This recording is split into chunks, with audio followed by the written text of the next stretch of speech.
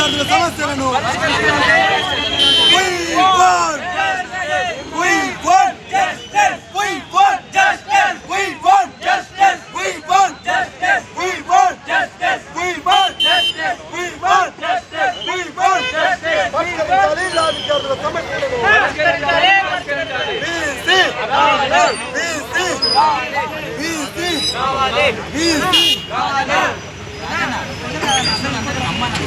విద్యార్థులము 3వ సంవత్సరం చదువుతున్నా. నా పేరు కోడబాగ రాజు.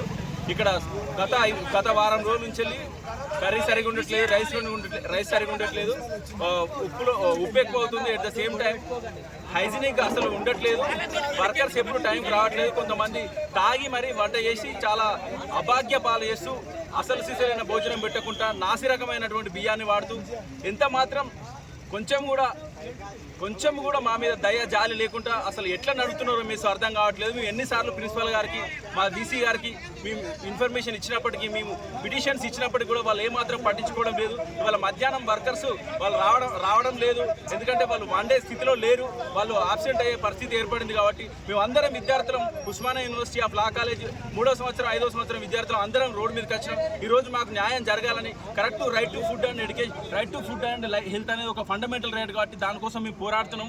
దయచేసి ప్రతి ఒక్కరు మాకు సహకరించాలని, మా సమస్యలు మీ వెంటనే వీసీ గారికి, vice chancellor of Osmania university, అదేవిధంగా Osmania university law college principal గారికి మేము మనవిస్తున్నాం. దయచేసి మా ప్రాబ్లం సాల్వ్ చేయండి.